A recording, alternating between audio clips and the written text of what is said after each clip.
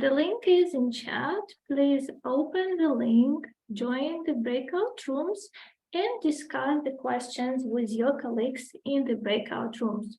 Express your opinion on different statements mentioned in this task. So you will have around 3-4 minutes for this discussion. So, okay, join the rooms, please.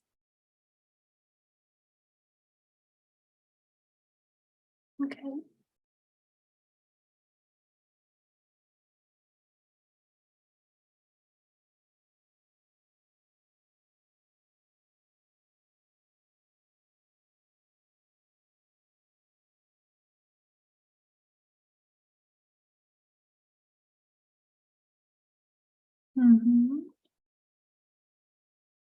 Join the rooms.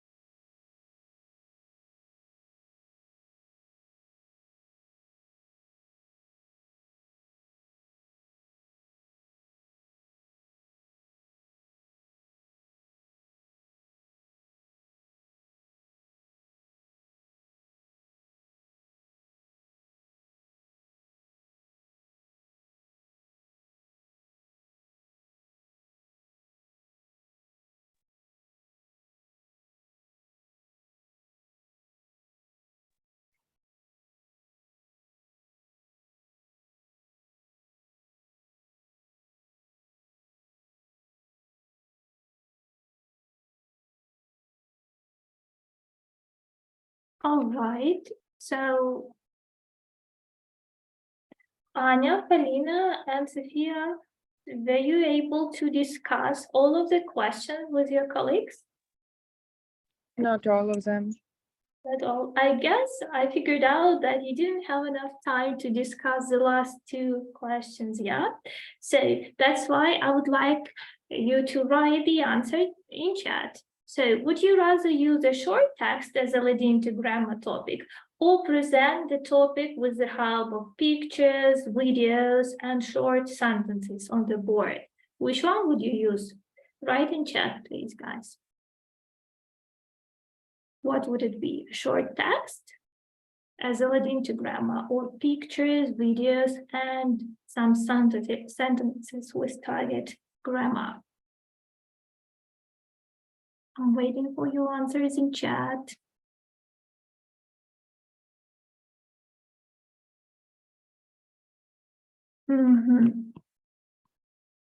Short text, pictures. Okay, can somebody explain? I can see there are a lot of answers about pictures. Why pictures and videos? Why not short text?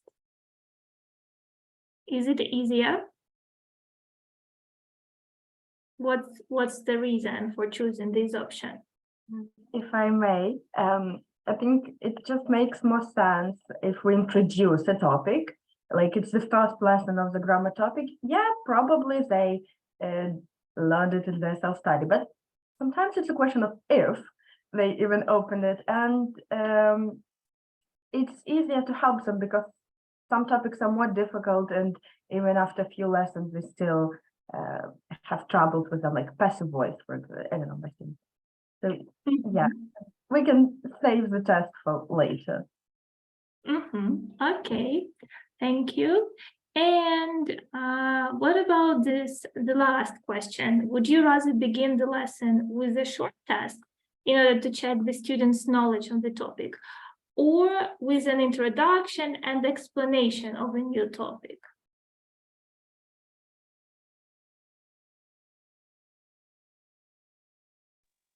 If I may, Yeah. I think it would be better to maybe do a short test to give them a more comprehensive like introduction of a topic where they get introduced to the topic and then they get tested on it. So the knowledge sticks and they are more likely to remember the grammar or whatever the material was, rather than just to start explaining the new. That's right. I agree. Okay, thanks for sharing. No, I see. So, Valeria, what would you use instead? Like personally, it's just personally for me, I dislike giving my students any type of tests, like when I want to check their knowledges at the beginning, like in the end or in the middle to check their understanding, sure. But I also dislike explaining any topic. Like, I mean, I would definitely introduce it and then I would elicit or demonstrate them it. I would rather ask them questions. I would ask them to explain as much as they understand it and try to like lead in to like guided discovery. This is most convenient way for me personally. Right. Good. So I think that you have already understood that the last two questions are closely connected to the topic of today's training, which is lesson frameworks. So I wonder if you know what lesson framework is. How can we define it? What is it?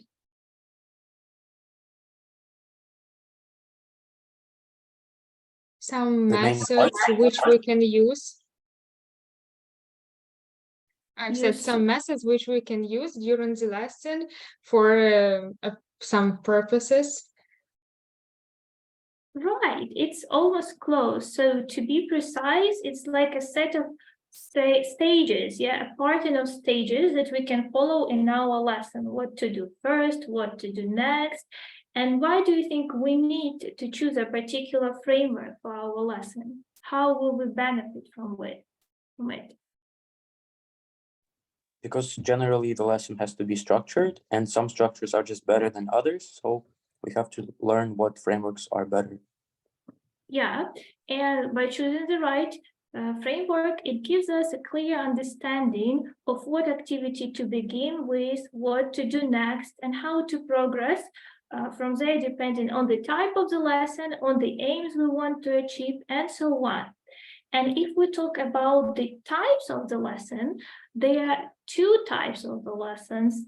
These are skills lessons, aimed at developing such skills as reading, writing, listening, and speaking, and systems lessons, during which we work with grammar, vocabulary, and functional language. And in today's session, we will be talking only about systems lessons and how to introduce and work with grammar, vocabulary, and functional language. And if we recall the information from the lessons plans, everything is pretty explicit there. We usually include the names of the stages and the ways we can introduce grammar, vocabulary, and so on. So can you please tell me if you have ever noticed what lesson frameworks are used in our lesson plans? I would say both, maybe. Not the types of lessons. These are types of lessons that you can see on my screen. I want you to recall the information about lesson frameworks. Was there any methods how we can introduce grammar, how we can work with the vocabulary? Sure, there are a lot of depends on the lessons. For example, firstly, we usually have warm-ups. It can be different types of warm-ups, but usually we try to connect in warm-up previous lesson with this one. Then it depends whether we have vocabulary or grammar topic. We may start to have controlled vocabulary or grammar, then less controlled, clear practice. And then we have many stages, it's main stages, but we have also sub stages, I would say. So we have many readings and other. Yes, and all of these stages can be classified into three most frequently used lesson frameworks, PPP. And what does it mean, PPP? Present, practice, and produce. Yeah, that's right. Presentation, practice, and production. Guided discovery. What does it mean? What is guided discovery? What do we need for guided discovery? You make students to understand it without explaining. You rather elicit, you guide them to understand the rules of something. Yeah, and for guided discovery, we often use some text or some audio. So it's text-based approach. And what is TTT? Test, Teach, test. Yes. So do we use these frameworks in our lessons in GC? Which framework do you think is the most used? PPP. PPP. But presentation they have at home, like a self-study. Okay. And then we start with practicing and have production. Also, we have TTT. It's when first we have a Quizlet for checking vocabulary, then we teach, for example, use some flashcards and then do some tasks in our book and test. In the end, we can have quizzes or something like this connected to vocabulary. Right. So I suggest that, in order to understand how these frameworks work, I have created some demo lessons for you. So I invite you to participate in the lessons. So your role will be, you will be playing the role of a student, I will be the teacher, and you are required to do everything that I want you to do, yeah? So let's begin our first lesson. And the topic of our first lesson will be staying interested and motivated. So what do you think we will be talking about in this lesson based on the topic? How to stay motivated? Yeah, maybe you can write your associations with the title in chat. What comes to your mind when you see the topic? say interested and motivated. What does it mean? What are we going to talk about? What topics are we going to touch upon? What are we going to discuss? Your associations. What comes to your mind when we say stay interested, stay motivated? Okay. Hobbies, motivation, aims. Okay. Types of motivation, good. Okay. Tips for productive study. Ways on how to stay motivated. All right. Okay, you will be surprised to learn that the associations are not really connected with the topic. So I'll give you a hint. What else do you know any synonyms to the word interesting or interested? Encouraged, exciting, engaging, right, gripping, fascinating.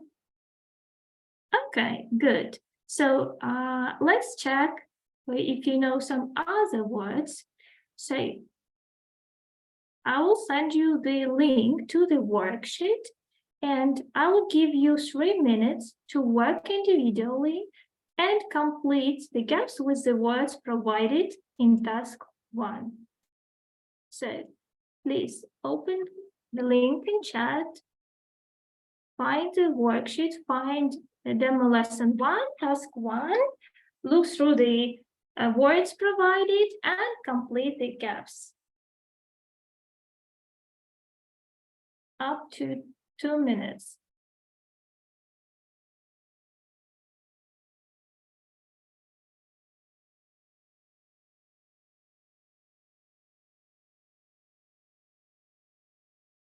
When you're ready, please send a plus in chat. Sorry, I can't edit it. No, you don't need to edit. You're not allowed to edit. You can write down the answers in your notebook, or you can write them privately somewhere in chat. You can write them to me.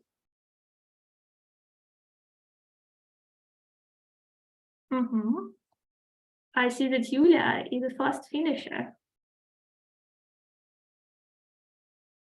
What about others? Okay. 40 seconds are left.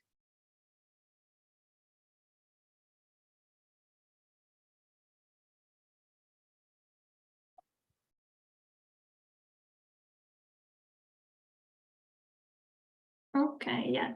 If you are fast finishers, you can think of the sentences that we can make with these words. All right, I guess that everyone has finished. So now we can check. Please look at the keys on my screen and check yourself. Were there any moments you struggled with, or everything is correct?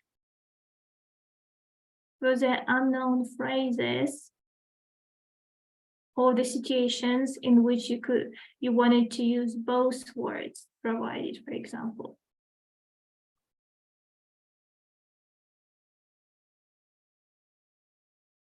So is everything correct? Yes, but we can also say like captures my interest, not only sparks. Yeah, that's why I'm asking you, were there any situations when you wanted to use more than one option? Yeah. Okay. So there is some of the words might be challenging to pronounce, and I wonder if you know how to pronounce them correctly and if you know their meanings. So let's continue. So the first phrase, let's look at the transcription. How do we pronounce this word? Let me choose Okay, let it be for Irina Oleksiuk. To be enthusiastic. Yeah, to be enthusiastic. And what does it mean to be enthusiastic? If you are enthusiastic, do you show interest in something? If you're Yeah, for enthusiastic sure. about something? Mhm. Oh, sorry, what happened? Yeah, okay. So guys, can you please write in chat what are you enthusiastic about? Maybe there is a book you're enthusiastic about. For example, I am enthusiastic about the upcoming adaptation of Harry Potter books. What about you? Can you write in chat what are you enthusiastic about?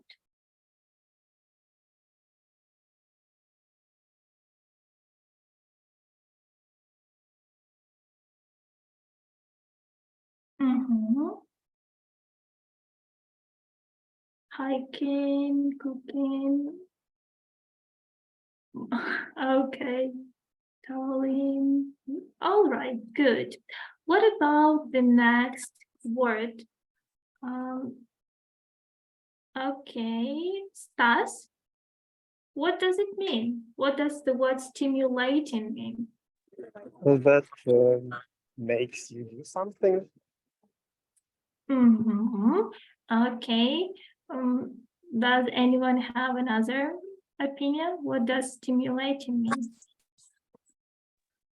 Maybe to encourage the interest or enthusiasm. Yeah, that's right. So in our context, it means encouraging new ideas and an example is a stimulating discussion. What else can be stimulating? Can a movie be stimulating?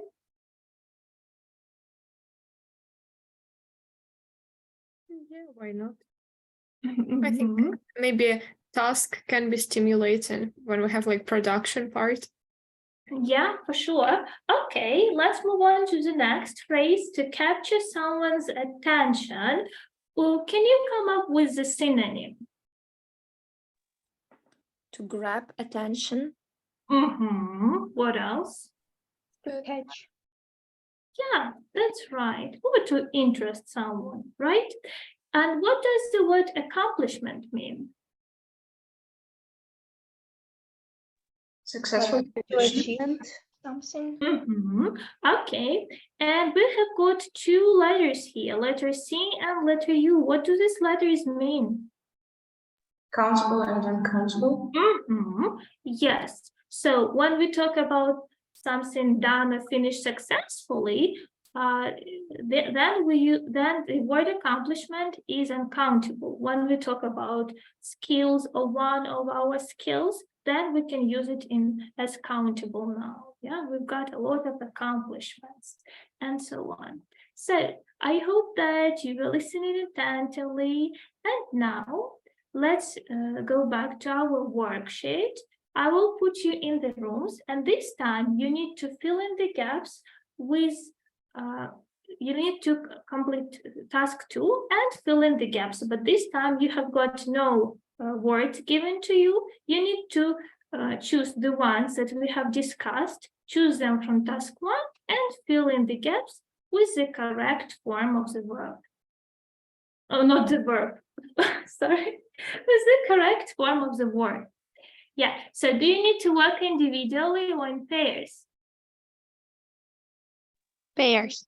From which task can you take the words? Where can you find the word? One. Do you need to change something? What do you change? We need to change the word. Yeah, so I'll give you 3 minutes to do it in pairs. Ready, steady, go.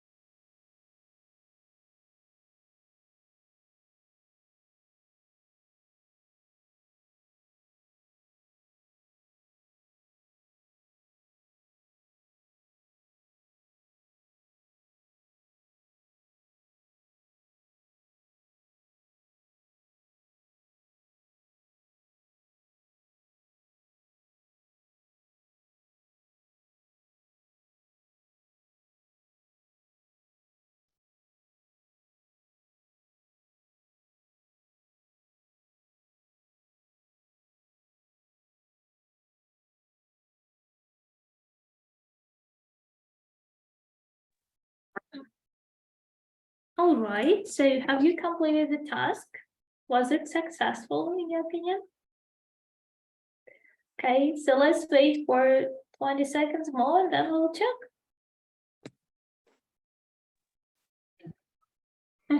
Yeah, so everyone is coming back.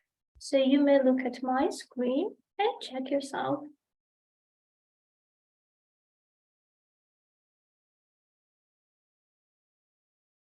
Was there any moments when you wanted to use another phrase, another collocation? Well, you have the same answer as shown on my screen. In the first one, we could have said also like inspiring. Yeah. Inspiring, yeah, I agree. Okay, good. So that was the end of our demo lesson.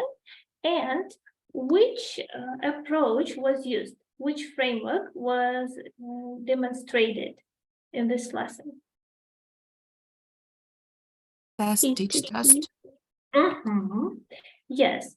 Why do you think we use TTT? What is the aim of this approach?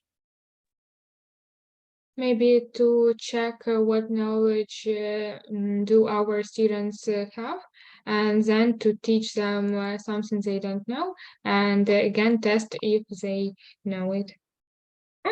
Exactly. So we use this approach to see whether our students have some previous knowledge, whether they have done self-study or not, whether they have studied this topic before. Yes, and it allows us to get feedback from students about their potential and their problems. So it allows us to spot weak moments and work on these weak moments in the future. And what about the levels? What do you think? Can we use this approach, this framework with young learners, with beginners, and with what levels can we use TTT? Will it work with beginners? For example, with pre-A1 or with A1, will it work with young learners with steps from 1 to 6? In my opinion, not really. Yeah, so this approach is most effective when working with levels starting from A2 and higher, because our students already have some basic knowledge. They have learned this topic before, or they have heard it somewhere, they know some vocabulary, they know some grammar, and so they have this knowledge that we can develop, that we can improve. And we usually use this approach to work with vocabulary, grammar, and functional language. And if we talk about the stages, which stages were there in the lesson that I have presented? Leading. What else? Was it the only stage that we had? Just leading? No. We worked in pairs and had like a test first when, no, it was not in pairs, individually. We filled in gaps. Yes, and after that we had some, after the test, what did we have? Like parts. Yeah, teaching part. Then we had another test. Did we have production? No. Yeah, because we don't have time for it, but in a perfect lesson, there should be also production stage. So I want you to match the stages of TTT lesson with the aims that we want to achieve at each stage of the lesson. So I'll send the link to you in chat. Please take 1 minute to match the stages with the aims. Can you also show the QR code, please? Yeah, QR code. It's on here, on this slide.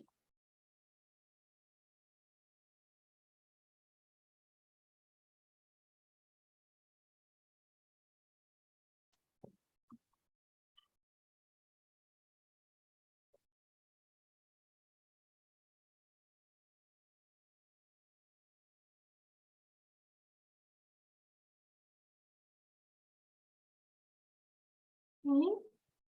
20 seconds more.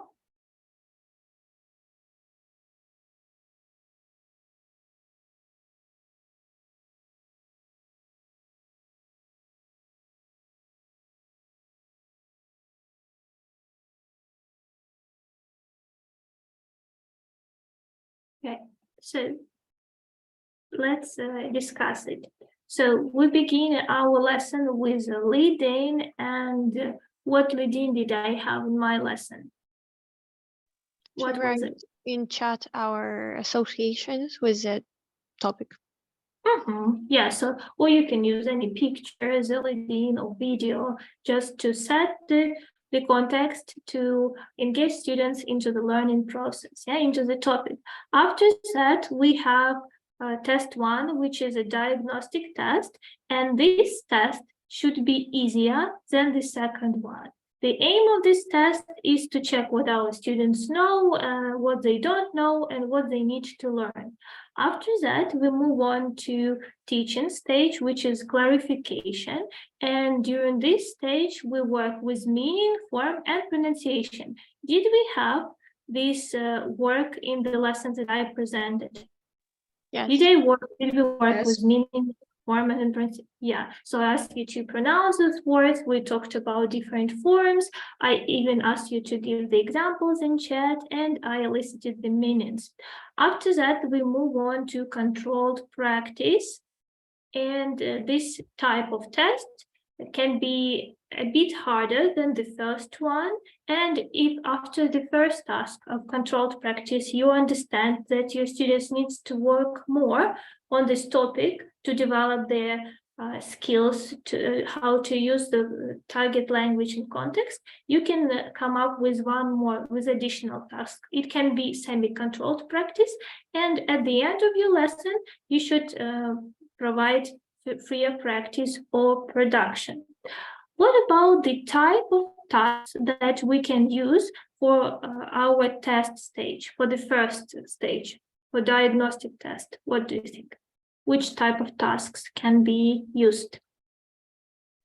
Match something, fill in the gaps, like You easier can also, task.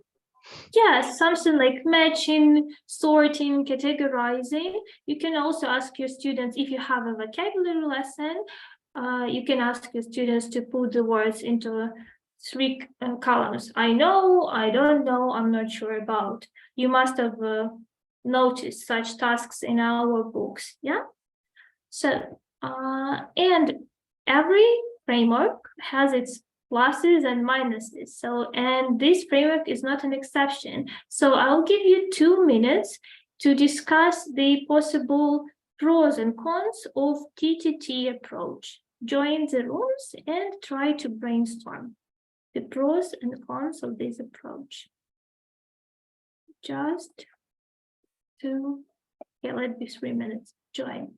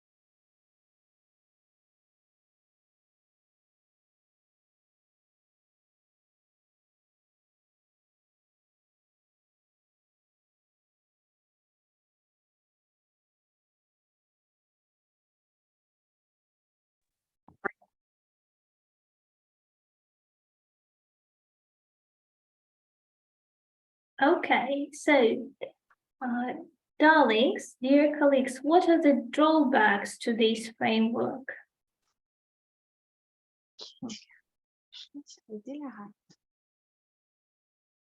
Valeria, are you willing to answer?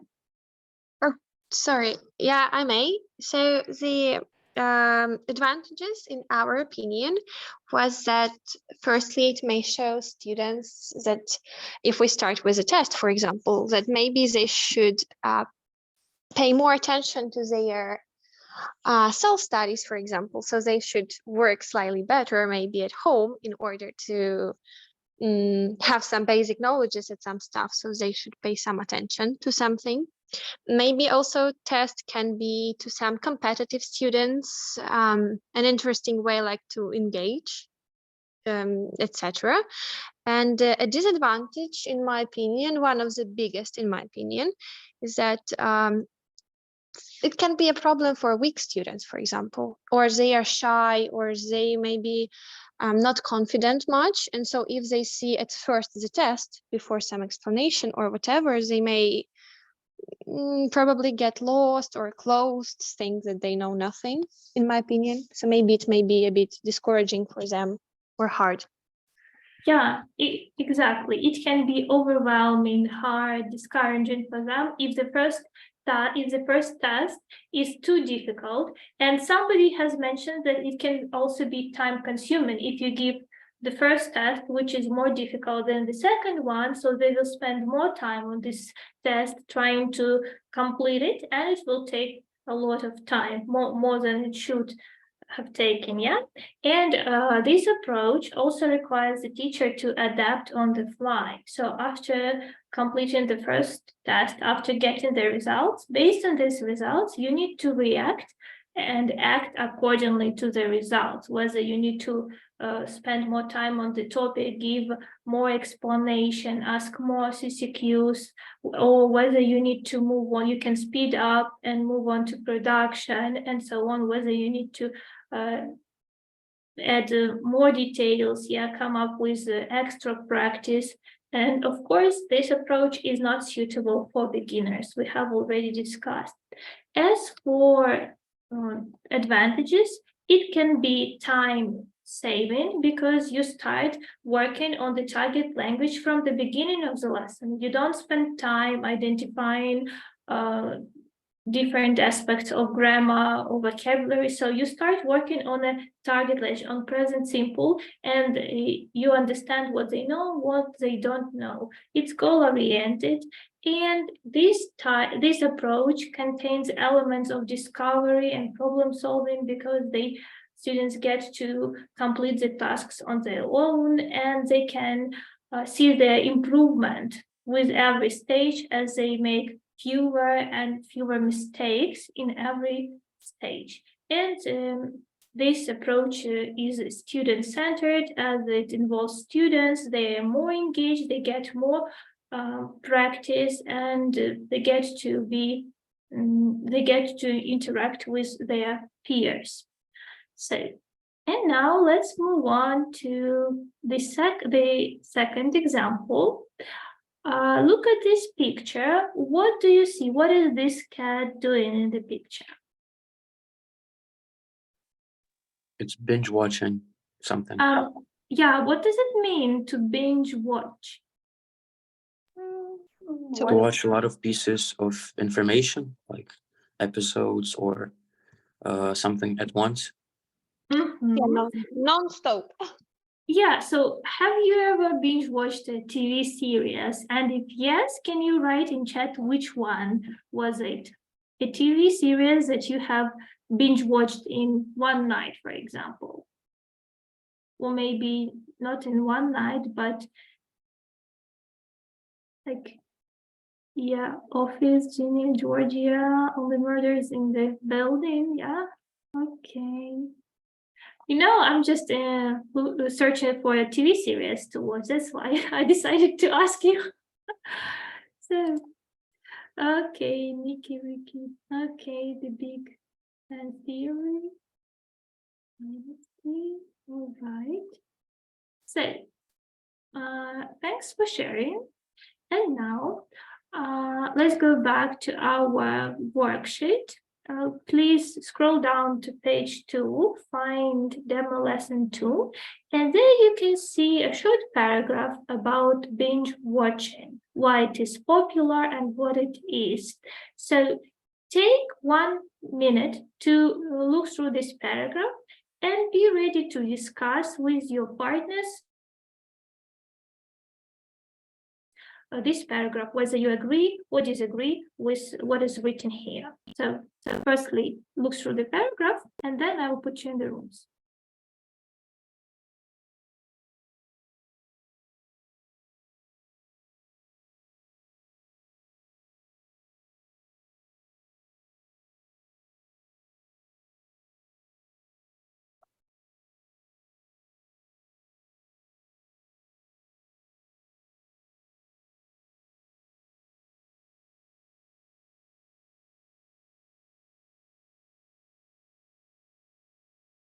Okay, a few more seconds.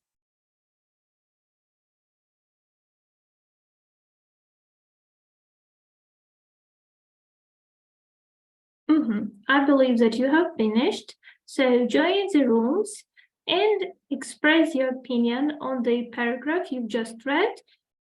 Discuss whether you agree or disagree with this text.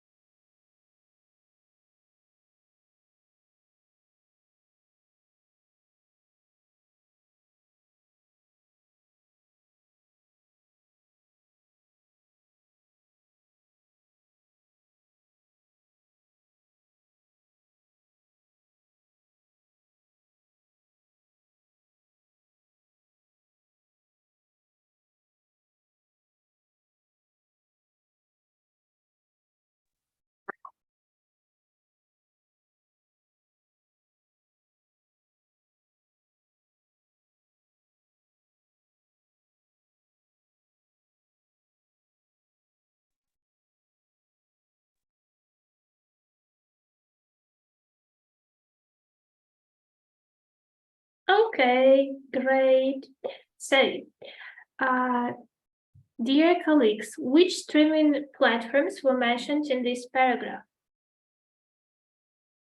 Netflix and Amazon. And do you agree with the last sentence here, that the more we watch, the more we crave? Do you agree or disagree, and why? You can speak up. I can. I think it's true to an extent.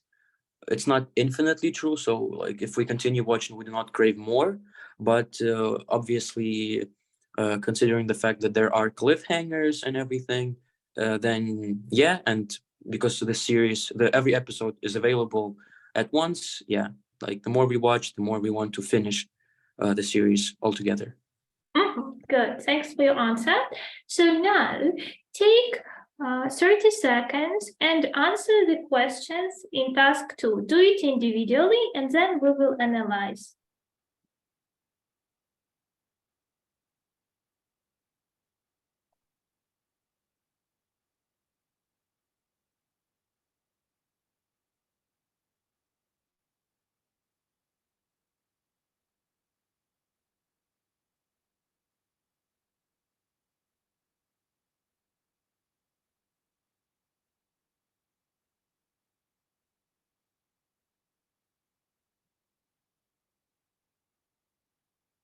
Okay, so is there any structure that can be used to compare things in this text? Yes. What structure is it? The more, the more. Right. So, and the examples from the text, the more we watch, the more we crave. What does this structure mean? When do we use it? What do we compare in this structure? So like we have two things that depend on each other. Exactly, yeah. So one thing depends on another, or these quantities are related. And what is the form? How do we form it? After the phrase, after articles there, do we always put more, or we can choose another adjective? Another. And what form of the adjective do we use? Imperative. Yeah, and after that, we put subject and verb, comma, and another adjective in comparative form, and the second clause. Can we skip articles there in this structure? No. It's essential, yeah. And what do you think? What is stressed in this sentence? The more we watch, the more we crave.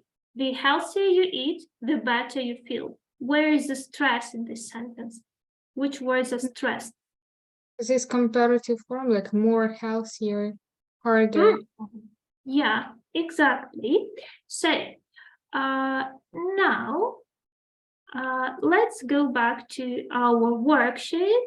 You will work in pairs again, and this time you need to choose the correct option based on the topic, on the structure that we have discussed with you. So just 2 minutes to do it in pairs. Join.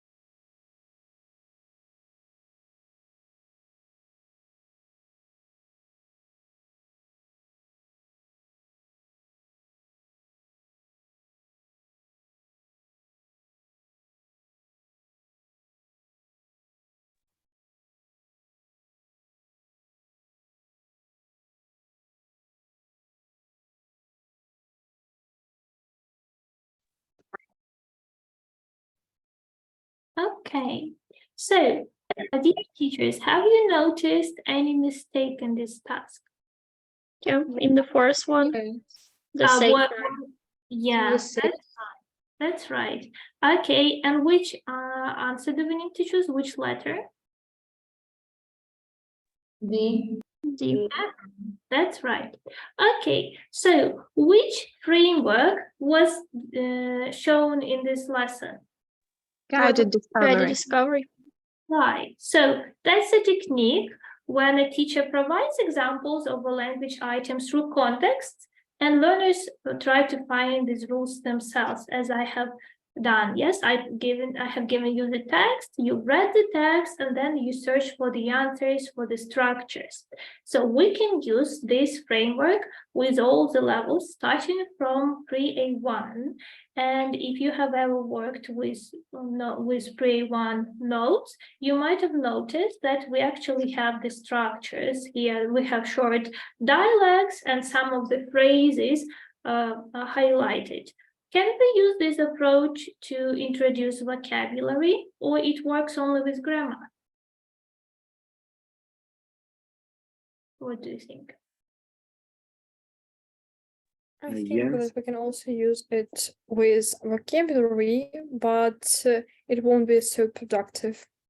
Like Yes. here we can like see the structure, how we can make it, or the context if we talk about functional language. Yeah, that's right. So mainly we use it to introduce grammar or functional language. And how do the stages of guided discovery approach differ from the stages of TTT? Do they differ significantly?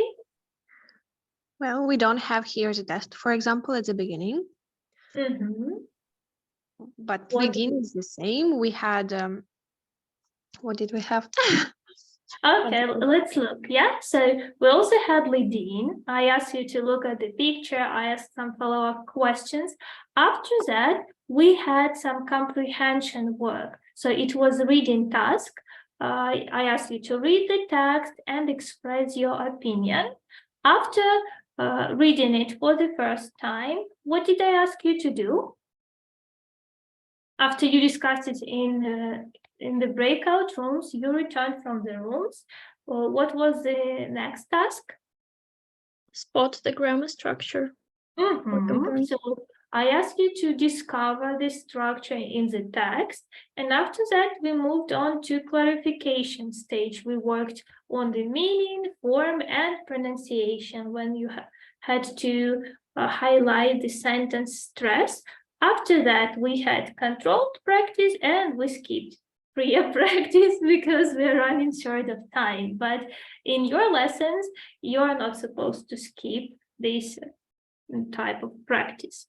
As for the tips on how to make this approach more effective, first of all, you need to choose suitable context for the language you're teaching and build your text around this grammar point or vocabulary units. Your text shouldn't be too long and it shouldn't be too hard, and it should be connected, and it should include all the grammar structures that you want to present. If you want to present past simple and past continuous, so the text should contain these grammar structures, and they should be highlighted, for example, or underlined for your students to spot them.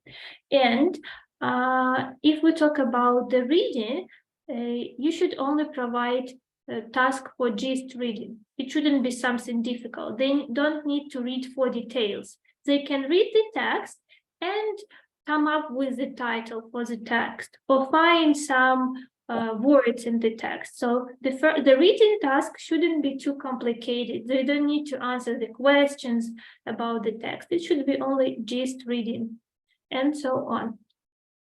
So as for the advantages and disadvantages of this framework, what do you think are the pros and cons?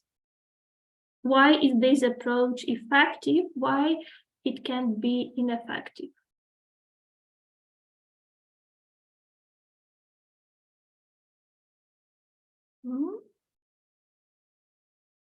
Any ideas? Well, one of the major advantages, in my opinion, is that it is maybe more engaging for students. Like they discover it by themselves, they give some ideas, they try to, so they are more engaged, in my opinion, in the topic. They are trying to understand it, try to give some ideas, maybe, etc. So it's more engaging for them, maybe. Maybe also they can understand it better if they analyze themselves. They have to find the answers themselves, like not just giving the explanation, but doing it on their own. Mhm. So, and this approach is more student-centered.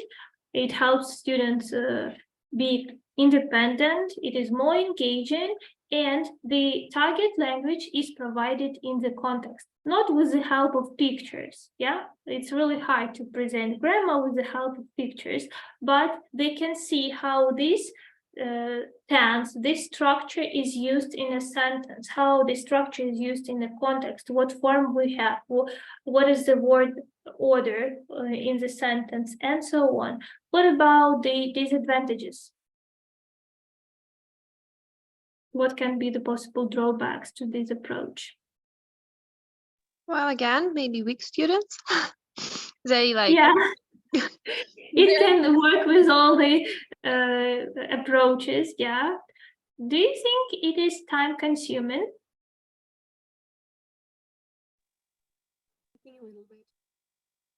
Maybe. It can be time consuming while preparing. If you don't have a text and you need to create your own text, so it will take some time to think of the suitable context and structures and so on.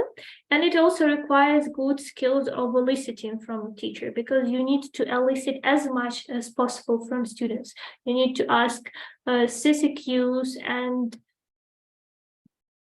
as somebody ChatGPT for text, yeah, but you need to set proper instructions, yeah, and it can be challenging for weak learners, as Lera has mentioned.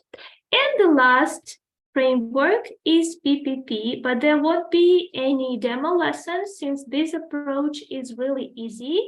That's why I will ask you to discuss some of the questions about this approach. So scroll down to page 3, find demo lesson 3 PPP, task 1, and take 3 minutes to analyze the stages and the drawbacks and advantages of this approach.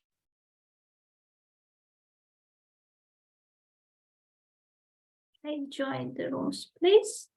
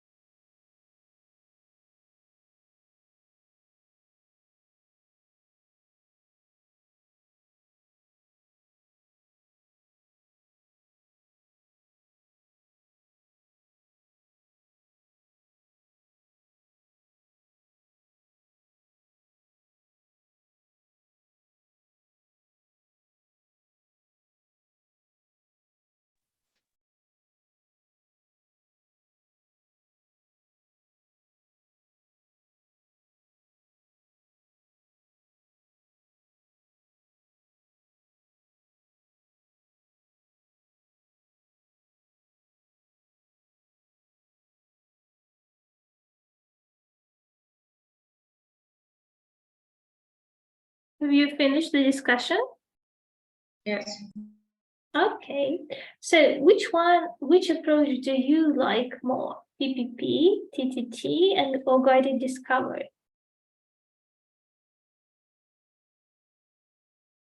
Hmm? Yeah, maybe. And, Why? because students can they can practice more, and it can be, for me, it's more creative from students, and it can engage them more as for me. Okay.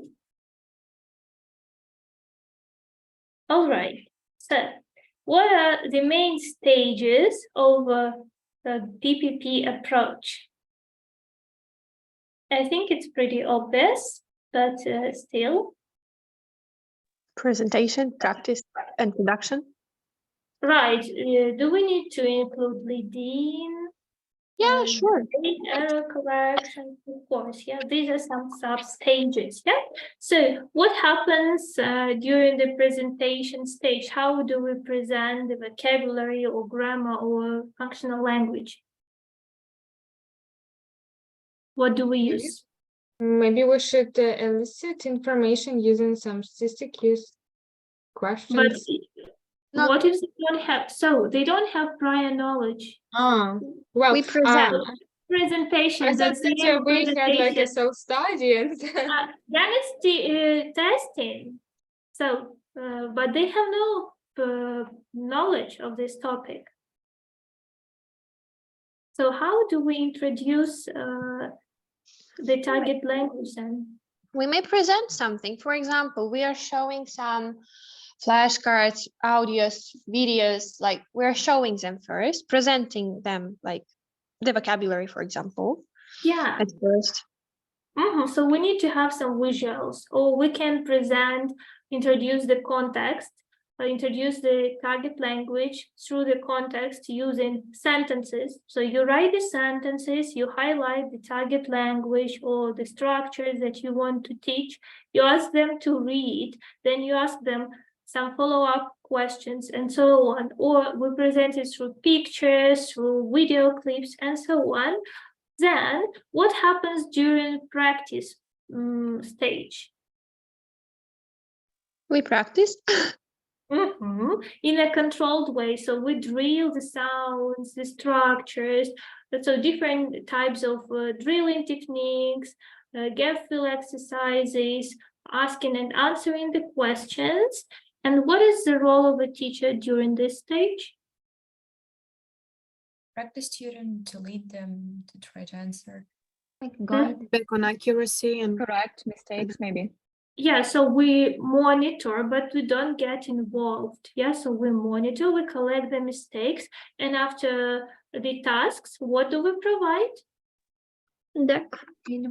Feedback. Yeah, right.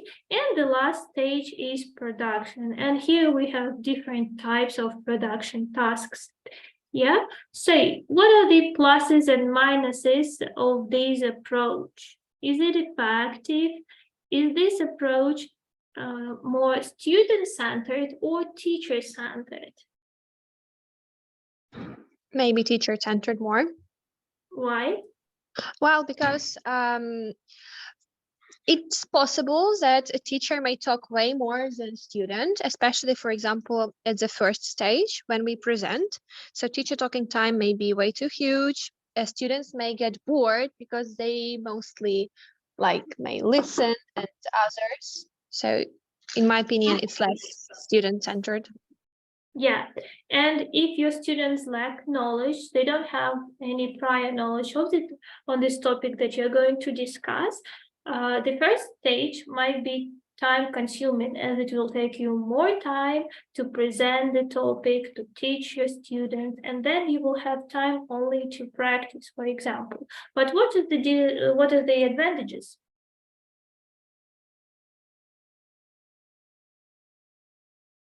Well, maybe it's easy to teacher, I mean, it's easy to adapt it to many to the language. It's easy adaptable in my opinion. You can easily plan the lesson, you can use various techniques there. etc. Mhm.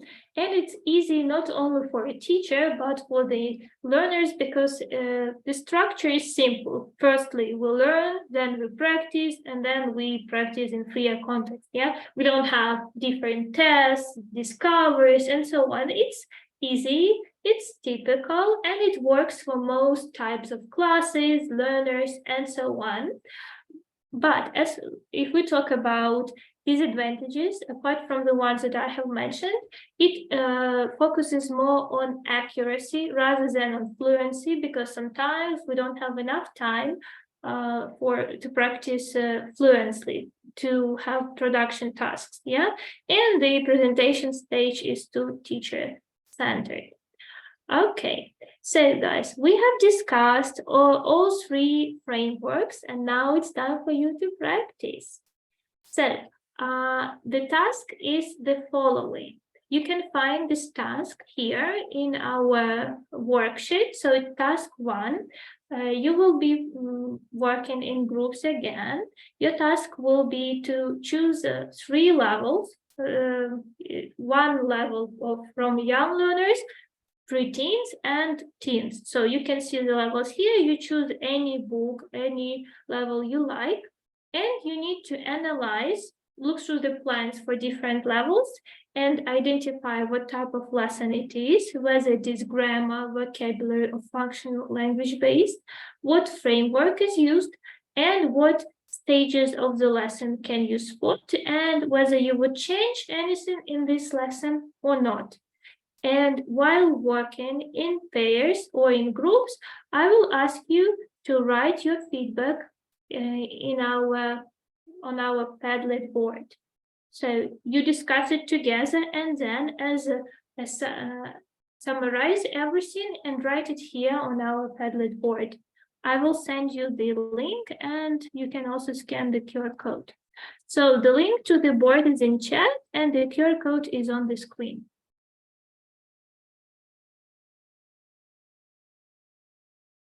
So what do you do first? Discuss it with your colleagues or write feedback on Padlet board? Discuss. Yeah. And then you can choose one person who will be responsible for leaving feedback.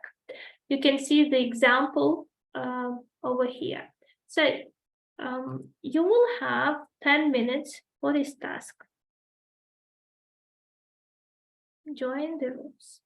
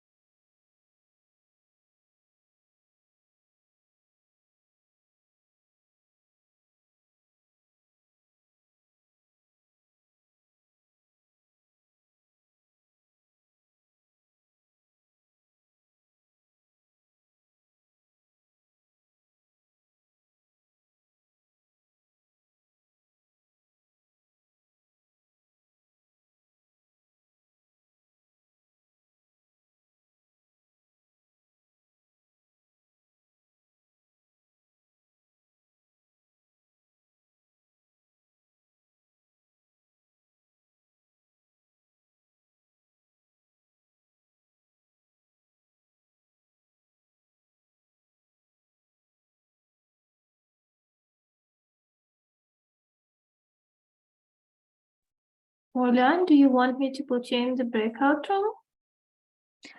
No, thank you. I will stay here.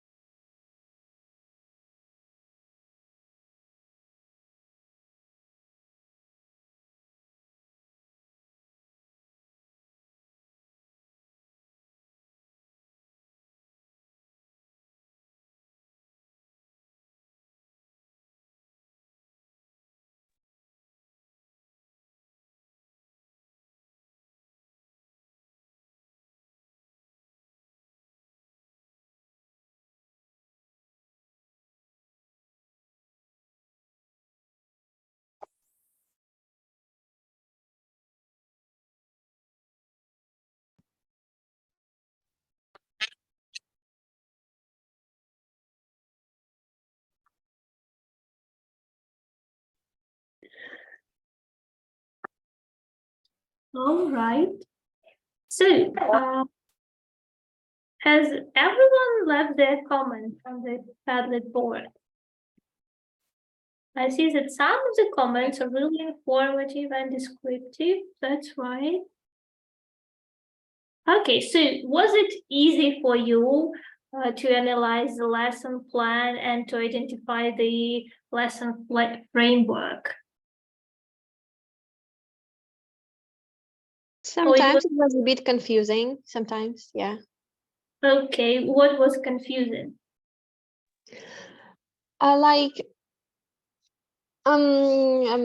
We just shouldn't confuse, as you have said, us shouldn't confuse just reading, for example, part from the main aim, let's say. Yeah, so sometimes we can have the text, like the reading comprehension stage, when we work with the receptive skills, when our students need to read the text and then complete when they read for gist, for details, for specific details, and then they have post-reading task.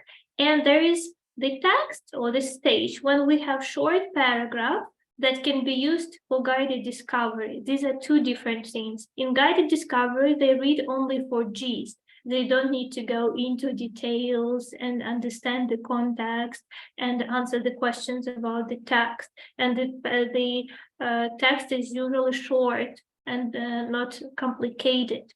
So, do you have any other questions about the frameworks that we have discussed? You can write them in chat. Maybe there's something that is not clear.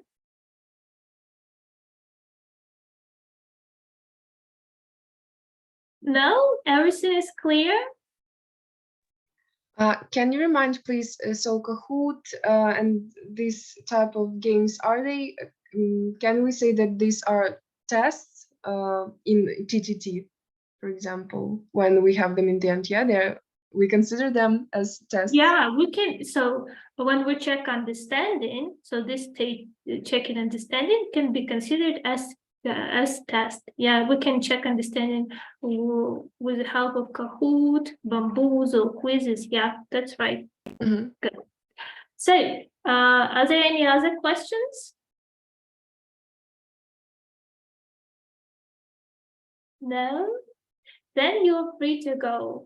You'll have 20 minutes of break, and then you need to return for the next part of the training. So, thank you. Bye-bye. So let's stay, Thank you. let's stay Thank here. you. So we will not finish the conference